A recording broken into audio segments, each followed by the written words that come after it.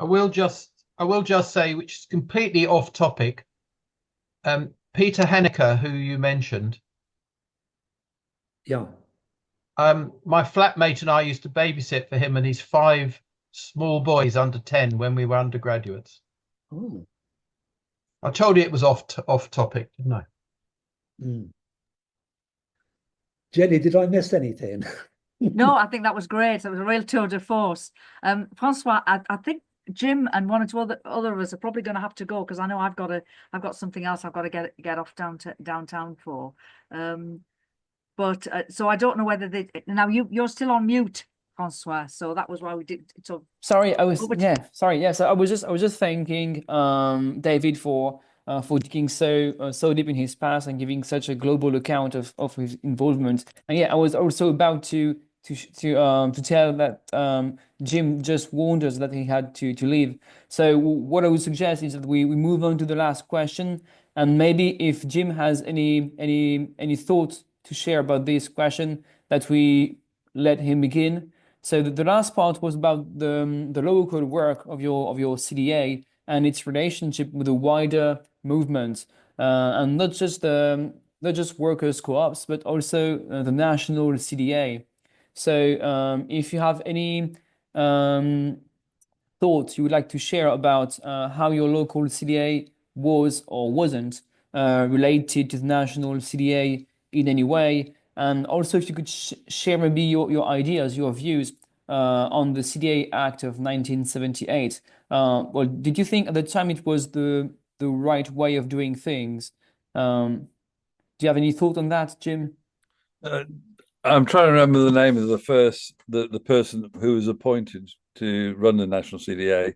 Lord Oram, the first one, Lord Oram. Yeah, no, but Not, the like chief exec, not uh, board, but um, the worker. was it I Dennis can't Lawrence? remember his name, but he was much. I mean, to us, he was like had no relationship at all to the field, to Wasn't there the people somebody I called work with. I mean, we just somebody called dismissed him Jones? as some white straight guy who had no relevance to it. Was he Sorry. called Jones? Somebody Jones. Jones, that's it. Yeah, Jones, somebody Jones, well remembered. Ah, yeah, George Jones, George, right? George. Yeah. Anyhow, I mean, George Jones. he approached. By then, I think I'd left Beechwood, and I think, and we had this unholy alliance with Cairns. Cairns compared the Scottish scene was quite separate from the rest of the UK, and even that was split between the two things. I mean, what Chas was doing up in the Highlands and Islands was quite different to, and was closer perhaps to the work of John, what's his name, John Pierce, Yeah. on the sort of community development. And there's a lot to say about that schism between the different directions of the work. Certainly by the mid 1980s, the co-ops have really lost interest. And I mean, for instance, a lot of the work I was doing in the West Midlands, particularly in Birmingham, was around local area studies. So it shifted to a much stronger sort of neighbourhood focus. But also then that, you know, what had happened was that, I mean, globally in the UK, across the UK, poverty and inequality had taken on a new meaning of just like way more desperate than unemployment. I mean, it just what happened to communities in places like Burma was just desperate, and people fell off the edge. I mean, they went beyond poverty into chaotic lives where things were way out of control, and the relevance of work became, you know, quite a different thing. But certainly the relationship with the national, that certainly from my memory, all of the local CDAs would really have nothing to do with the national CDA. Mm-hmm. It was, they were considered like irrelevant, and also there's a lot of antagonism because they were holding the budgets. And partly that was because, I mean, ICOM was then struggling without any money. I mean, ICOM managed to continue a little bit with some European Social Fund money that we got for Beechwood. And that was an application put in by the building supervisor of the scheme to renovate Beechwood. And we got this money. I mean, I can remember the day when Freer rang up and they said he had a call from Brussels saying, what's your bank account details? And we couldn't even remember the application. It was the very early days, and so it was all, an icon back then. It was this weird combination of being very small but very large, and people having massive ambitions for it. So David Owen spoke at, I think, the 1978 annual conference of ICOM at Beechwood, where he said, by the year 2000, there'll be 20,000 co-ops, he said. Yeah, I read something like that. So. I became very unpopular in I think it was about the mid to late 80s. I wrote a piece for the new Co-operator called Co-ops, Fading Flavor of the Month, and where I accurately predicted that the numbers were going to had already peaked and were now on decline, and that we had to rethink what we were doing. And people got really angry about that. But I mean, that's another story. I mean, you'll find that. I mean, I think I find the worker co-op sector extremely conservative. Historically speaking, now, I think they're stuck in the 1970s still, and still to this day, I find them very simplistically anti-capitalist, which is a ridiculous position to take on, and pro-workerist in a way that is very unhelpful. I think it, and I would say that's reflected in the work I've been doing since then on community co-ops, which is, I think, a much more productive way forward. Well, in the best traditions of the co-op movement, before I go, I'm going to disagree with you. Because I think I am so proud of how Suma Whole Food Cooperative has continued to develop. The founder members have now pretty much all retired, but they've handed over. They still proudly proclaim themselves as a worker co-op. They still job rotate. They still have equal pay mostly. They've got quite a sophisticated, membership application procedure, etc., etc. But at the same time, they do actually integrate and support in themselves in what's going on in terms of, economic regeneration and so on in Calderdale. So they're not all conservative, and I don't think Suma is conservative, really. I just wanted to say before I go, just sort of a couple of things about your question related to, to what extent were we involved in and connected with, other wider movements and everything. And I just thought sort of a couple of little snapshot things, because we've been talking about Beechwood. One of the things that Laura McGillivray and I did was we ran a cleaning co-op convention at Beechwood in 1982, and we got about 5 different cleaning co-ops, because we had one in South Wales, she had one in Lambeth, and etc. etc. We managed to. Was one on the Clyde as well. There was Clyde. There was one in the Clyde region. Yeah. So anyway, we got. God only knows. War on Want gave us some money to run this at Beechwood. Can you believe it? Yeah. And so we ran that. But then there were other things, really. I mean, one of the things that I did was I took a friend. I ended up going to an event at St. FX University in Antigonish in the Maritimes in Canada in about, I don't know, probably about 83 or something like that. And I think that's probably the only thing I ever got out of the National CDA, because I think they wanted a representative from Wales to go to this flipping 3-week convention thing at the university that was supposed to be writing a co-op's handbook, and it was great. I think Cairns Campbell went to it as well from their CDC.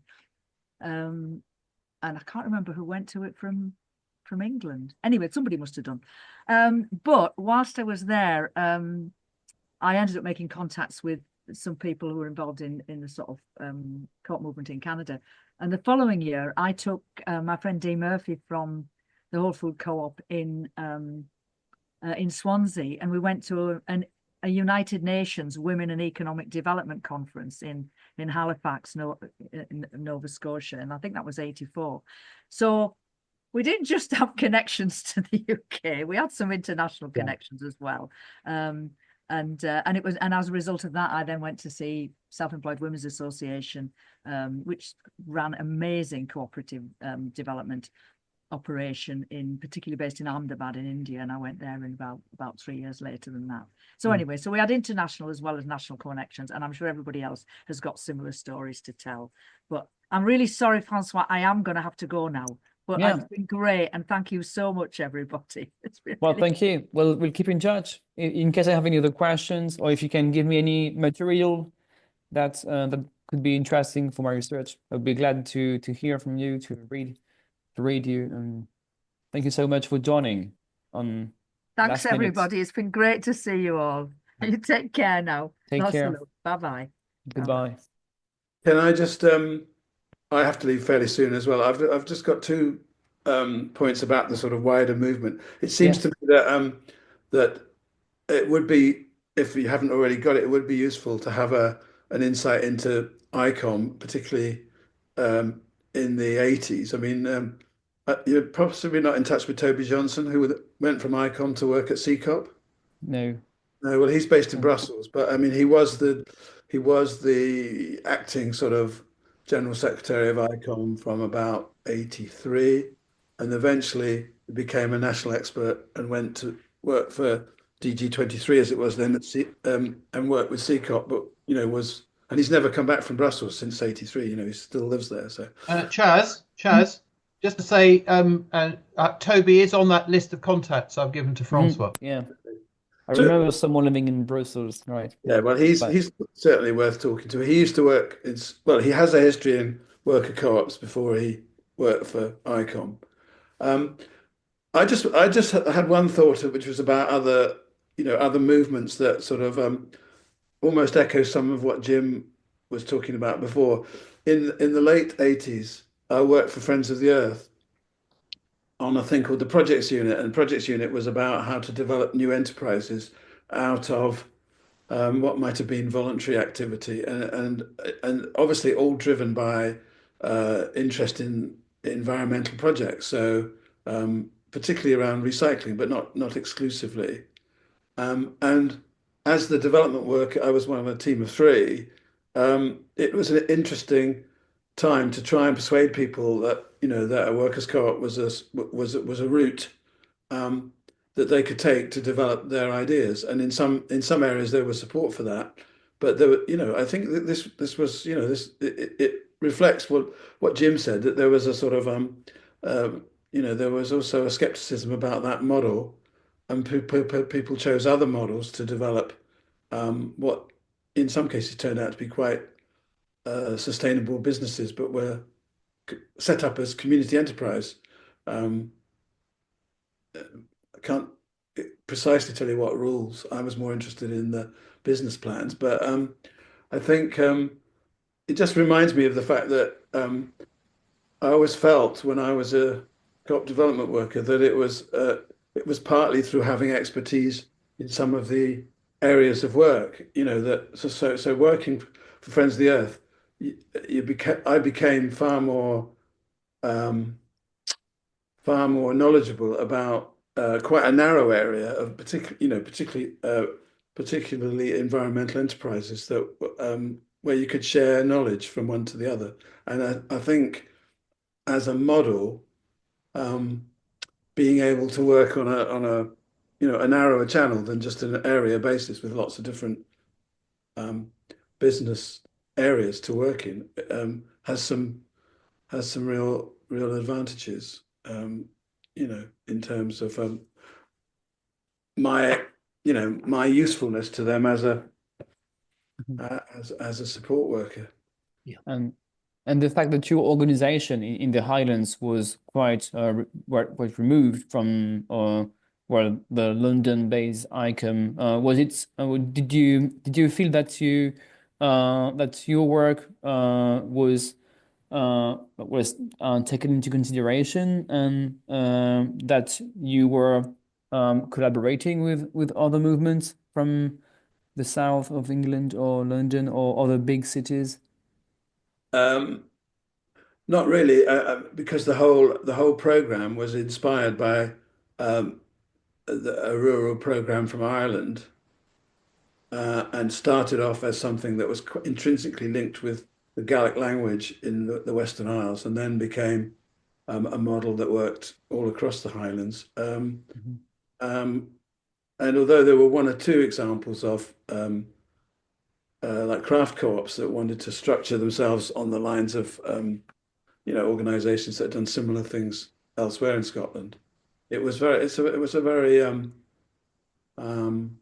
different sort of model where it has to be said that the directors were members of the community, not the workforce, but the workforce was often really relatively small.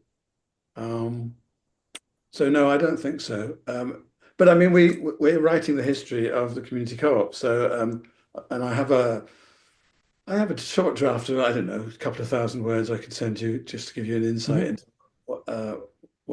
where that's got to, because it is actually, the reason it's interesting is because it ties in with the development of Community Land Scotland, Community Energy Scotland, and things that are a number of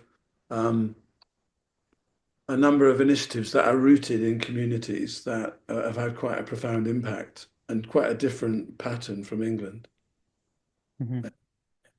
But yeah, I would be very interested by your written account of your work. Yeah, yeah. Well, I've got a committee meeting on tomorrow, so yeah. Well, I'll get you something over the next week. That would be great. Thank you very much. We'll be very grateful. Yes, John. Oh, well, just to say what Jim said about the National CDA was absolutely true of us. It was irrelevant and we were fairly hostile. It did ridiculous things like developed rules, models for obscure structures to fully mutual trading co-ops that were completely irrelevant to what the rest of us were up to. It was yeah, it was absurd. I think I can remember going to one meeting there where they tried to persuade us what they were doing was useful and completely failed. I don't know. Jane, did you ever have any dealings with them?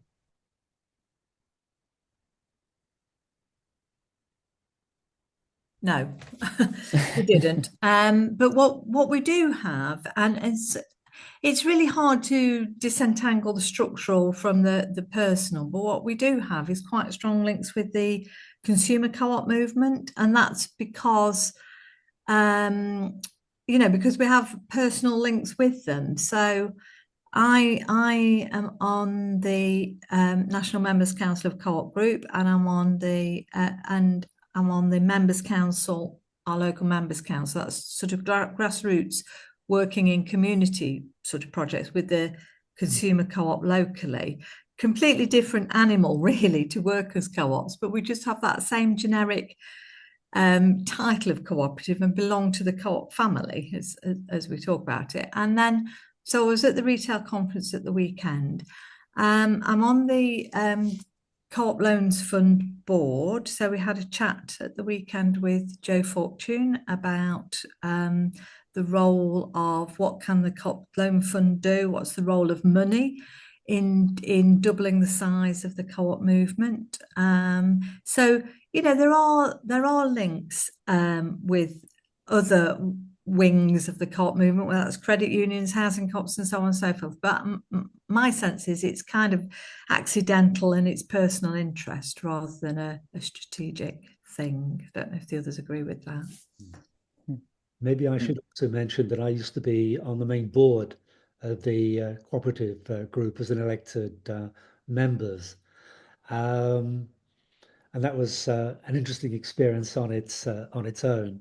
But just to pick up a few points that I think might be quite relevant in the early history, because Royal Arsenal Cooperative Society were affiliated to the Labour Party, they had access to the main agenda and London Region Labour Party and South England Region of Labour Party in terms of shaping policy in a way in which the Co-op Party never has had and never probably will have. I mean, I think it was very significant, that connection between political affiliation of a society and being able to influence Labour Party policy. The other point I'd make is that the literature that I've seen on cooperative development agencies, it essentially is a history of England. It doesn't take into account, the experiences that Chaz was referring to. Doesn't take into account what was happening in Wales. I think that's quite important to recognise that. In terms of the national CDA, my contact with them gave me the definite impression that they were all civil servants, apart from Rita Rhodes, and had no understanding of the cooperative movement. and they really struggled and were very, very cautious, and eventually had real problems in doing anything that was practical and helpful for the movement locally.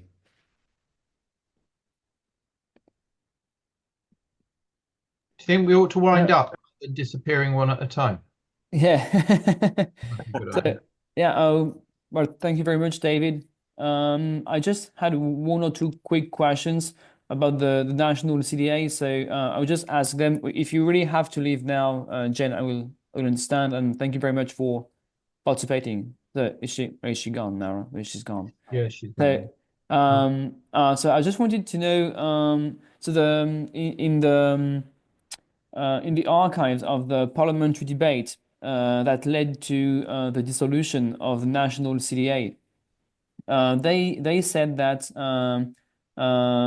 many people were consulted about this dissolution, and they gave a certain number of CDAs that were consulted to have a word about what they thought should be done with the CDA, the national CDA. So do you have any memory of being consulted about the national CDA? No. Did you have an opportunity to share your thoughts about it? No? No, I mean, I saw the document you sent out, which that confidential document, and it says they consulted Coventry, but I've got no memory of that. But I mean, that's my memory probably rather than anything else. Okay. I Okay. don't have memory No? either. My impression of debates around dissolution involving people like Alan Michael, who was a local member of parliament for a part of Cardiff, is that people were actually talking about something they weren't directly involved in. It was if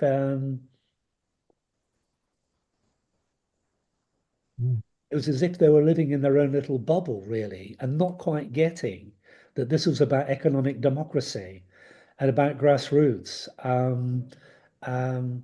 being alive and active and having real purpose.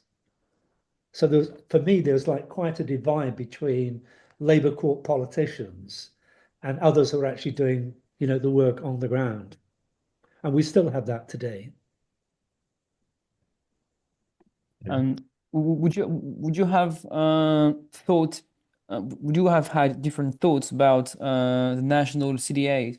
Had the government given it the means to carry out its missions? Do you think it was just about like it was just not given enough money to carry out its tasks, or do you think there was something else, like something more fundamentally wrong in the way it was? It was completely misconceived. Didn't matter how much money you gave them, they just wasted more of it. More money. No, they had no connection with the movement, as Dave says. No, It was completely disconnected. It was a separate bubble. Yes, he's right. And And I don't think they weren't bothered about that. They might or might not have been aware of it, but if they were aware of it, they didn't care less. If you wanted a model, I would point to Anti-Abroad Cymru, Welsh Community Enterprise, because what you've got there are self-help groups federating voluntarily, recognizing the benefits of shared association and transferring knowledge and providing mutual support for each other. I mean, that was a good, really excellent example. And what was unfortunate about Welsh Community Enterprise is that the Wales TUC, in their negotiations for funding from a Thatcherite Secretary of State, used all the work that people like Jenny and others had actually done on the ground as a justification as to why they should be funded. But they weren't going to be accountable to grassroots. They were accountable to the Wales TUC General Council and trade unions by and large that were not sympathetic or understanding of the movement. It's still happening. It's the nature of the beast. Look, SC Co-op Development Scotland went the same way, and the recently set up Co-operative and Mutual Business Council. It's less than, was it 3 months old? They've done exactly the same thing with that. Yeah. They just stick a load of the great and the good on something, and that's it. And they marginalise Corps UK, or so it would appear. Well, I think, I don't know, is Rose on it or not, but I mean, it's what can one person do? I mean, it's entirely predictable and entirely depressing. But there we go. So it's how that I don't know. It's maybe the civil service who steer all that as much as the politicians. Who knows? Who can say? But Well, if yes, David.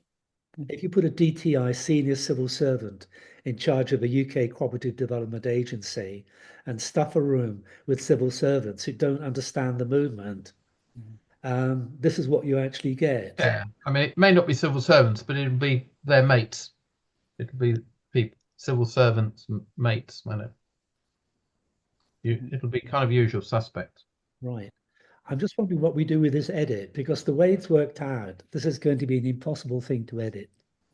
We are getting near the conclusion, and I think I have asked my last question. So the only phase left was for you to add any or to raise any other points of your choice, or if you had any other recollections that you would like to share. If you think we have omitted something, yes, John. Well, the trouble is it's a bit pointless now that nearly everybody else has gone. But we haven't mentioned those Alan Taylor pamphlets, which I was just going to mention while the others were here, as being part of the. I don't know if David, I don't know if you remember these. I do. These things. And it's not clear to me what role they played actually. So I would have been quite interested to know what the others thought, if they'd had any role to play in the origins of the local CDAs. Well, you can still use the thread in our mail exchanges. Yes, I might do that, and we'll see if it comes up at the next one. There's another session I think we have finally arranged a date. So I suggested Friday the 28th. Yeah. So would that work for you, John? I think so. Yeah, and if you want to join us as well, David, so I will be interviewing other people with pretty much the same outline. So I have Martin Stott, Kate Whittle, Alex Bird, and Martin Meteyard, who said they were taking part. Yeah, I know, and Alex. What I think is really important, I think my reflection on today is that there are very specific questions that are actually required for your purposes, necessarily enable us to capture in the round the way the movement actually developed with all its trials and tribulations. So I'm not criticizing there at all. I mean, it's great that you've brought people together, but and it has been an interesting discussion, don't get me wrong. But I'm going to reflect now, and I'll send everybody a copy of the video. Then we need to decide collectively how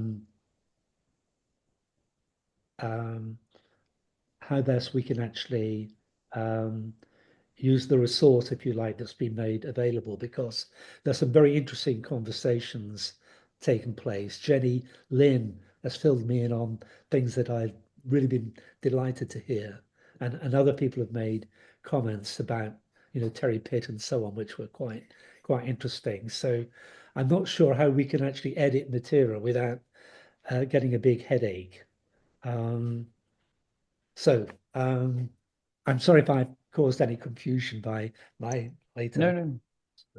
Well, and I'm sorry it went a bit all ways, and it's which makes it a really hard material to edit. As far as I'm concerned, all I do is just watch the whole recording again. So, but I understand that for your uses or for sharing on your YouTube channel, this is going to be you're going to have a hard time editing and splitting the different phases. But as for my thesis, I mean, the question I asked was were well chosen on the basis of what I needed to have to say on this chapter. Absolutely. So yeah, so I mean, would it be possible for you to share it? I mean, I don't need editing personally, so No, I'm very happy so to. That's no problem at all. It's what but yeah. without any edit causing any offence to anyone. That's Mm-hmm. I prefer just to leave it as it is without wanting to cause offence to anyone. No problem. No, you know, there's no offense, no problem. So, will you try to edit it anyway, or do you think will you manage to share some bits of it on your channel, or As soon as it comes through, I will actually share that with everyone. okay? The date on the 28th, yeah, what time? Friday the 28th. I haven't given it time yet because I was asking people. I think let me check because I suggested several times, and the last I suggested was Friday the 28th. Well, you can tell us when you. That's 1 p.m. UK time. That's what I suggested, but it can be in the morning, can be in the afternoon. I don't care really. I would be available the whole day. So for now, it's Friday the 28th, 1 p.m. Good. Would that work for you as well, David? Most likely, yeah. Great. Okay. So, well, thank you very much for participating and for staying so long. You are the last two survivors of today's interview. There were three survivors. So will you be using like WeTransfer or something to share the file, David? Yeah. Or Yeah. yeah, WeTransfer? Yeah, I will do that. Okay. Well, so I'll see you. Well, I see both of you in 2 weeks, right? Or Maybe. So have a nice evening. Take care. You Thank you too. very much, John. Bye-bye. Thank you. Thank Bye-bye. you. Bye, Goodbye. François.